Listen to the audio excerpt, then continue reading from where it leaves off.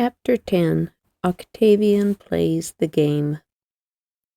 War was not declared until more than 6 months later, but this final struggle for the control of the Roman state actually began in that newly named month of July, 44 B.C., when Octavian had celebrated the games in Julius Caesar's honor, and Antony was consul. It was amazing what changes were to take place in a single year. Just 1 year and a month later, Octavian would have forced the Senate to give him, a mere boy of 19 years, the position of consul, that highest place in the Roman state. Years later he had forgotten, or chose to overlook, the fact that he had seized the consulship by force, but the fact remains. These are the events which led up to it. They are so many and took place so rapidly that we have to follow them like moves in a close game of wits. That is what it really was, a cruel, hard game of politics and war, a three-cornered game, to begin with, between Octavian, Antony, and Cicero, who stood for the Republic. Month by month, move by move, this is what happened in that bitter struggle that followed the death of Julius Caesar. July 44 B.C. Antony, looking ahead 6 months to the end of his term as consul, got the Senate to decree that for the following year he should be the governor of Cisalpine Gaul. That arranged, he set the next Senate meeting for September 1st. In Sextilis, senators were gathering for the meeting. September, Cicero arrived in Rome. But when he found to his disgust the Senate were to discuss divine rights for Julius Caesar, he sent word that he was too ill from his journey to attend. That infuriated Antony. Somebody ought to go, he said. Break open the house and drag the old man out. That, in turn, made Cicero furious. Next day, dressed in his best toga, he came to the Senate chamber and launched at once upon the first of what were to be 14 increasingly bitter orations against Antony. In reply, Antony publicly renounced his friendship with Cicero and all other traitors and assassins. In October, Antony was almost assassinated by Octavian. So he himself declared.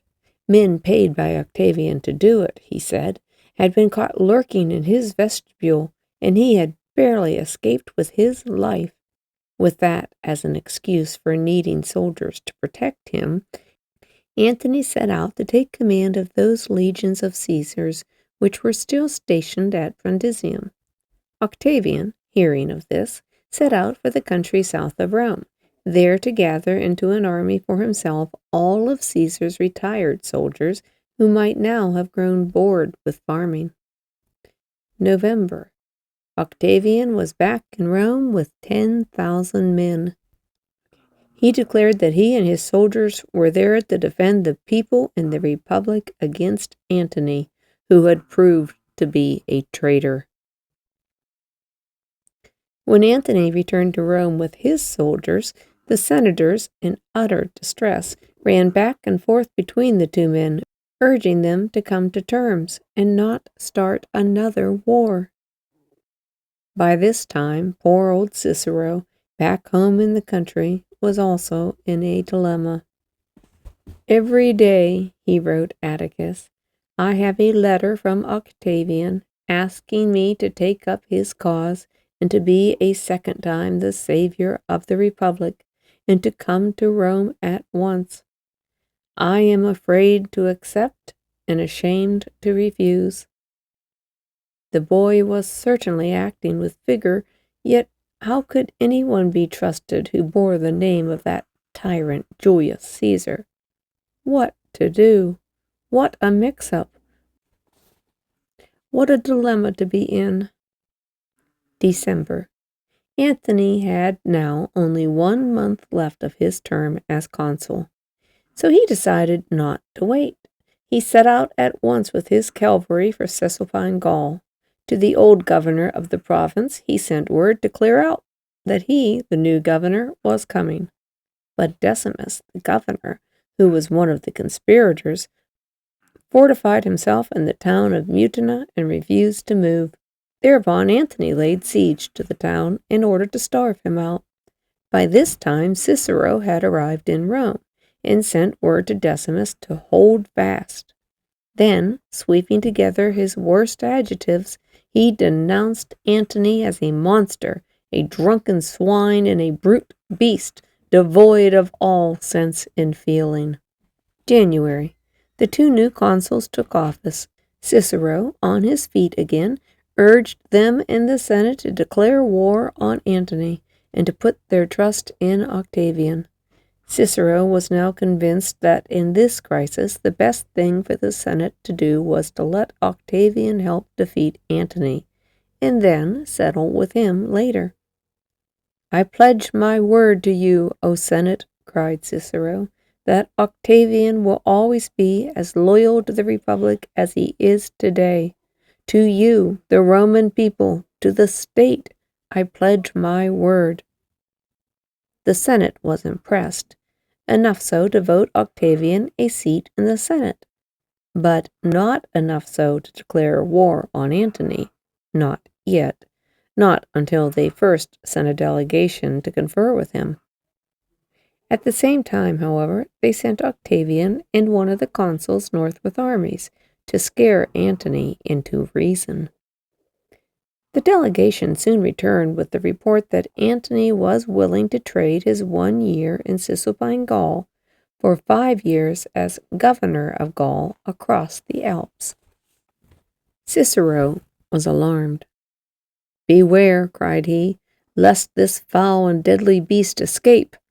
And finally he convinced the Senate that Antony was a dangerous man. February.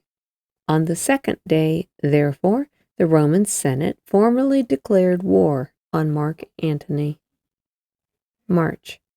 The second consul was sent north with soldiers to join the other consul and Octavian. Moving quickly, Antony tried to prevent their meeting, but 10 days later the 3 armies of the Senate had joined.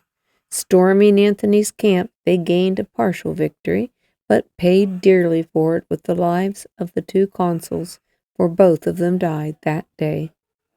Antony, not knowing of course that they were dead, and Octavian left alone in command, expected that the next day would bring another attack.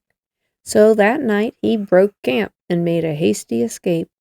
Thus the siege was raised, and Decimus and his soldiers, after 4 hungry months, regained their freedom. April. The news reached Rome. Wild with joy, the citizens cheered and applauded Cicero. They carried him in triumph on the Capitol and acclaimed him for a second time savior of the state. It was Cicero's great day, the day he had long hoped for. No special credit or thanks was given to Octavian by either the Senate or Cicero for the part that he had played, and there they made a fatal mistake. May. Octavian was still in command of the army in Cisalpine Gaul when he received word that he had been voted the barest possible thanks for his part in the victory. Now that he had served his purpose, he saw that he was to be brushed aside by Cicero in the Senate. Very well, he thought.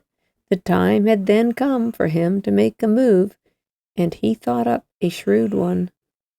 The 2 consuls were now both dead, and there was still 7 months left to finish out the year. He, Octavian, would demand to be made consul for those remaining months. He was only 19, much too young. The senators would certainly refuse, but if so, he would use that as an excuse to break off all connection with them. If they appointed him, what could be better? Either way, he was bound to win.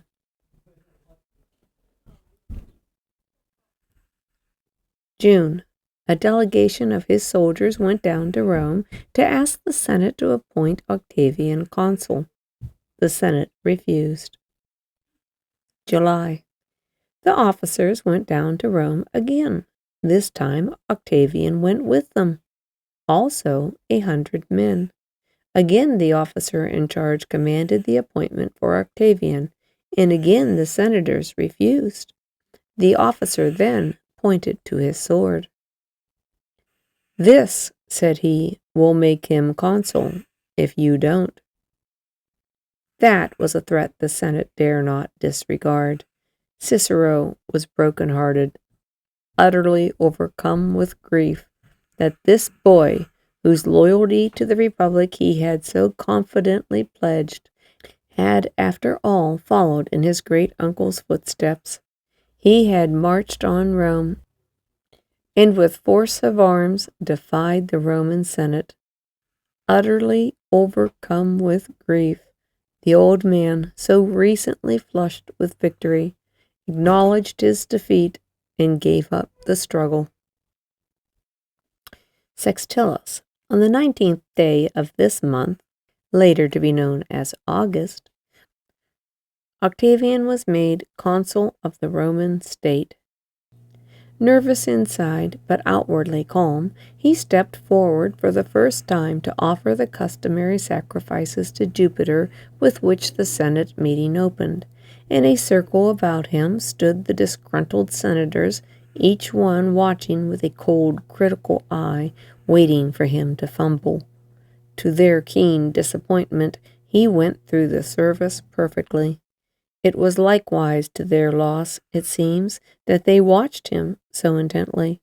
For, according to the story, told years later, when myth had become mixed with history, if they had looked up that day, they would have seen 12 black vultures come swooping down from the heavens, those 12 black vultures of Romulus that had returned again, this time to circle above the head of the young man who was to become Rome's first emperor, the future Augustus Caesar.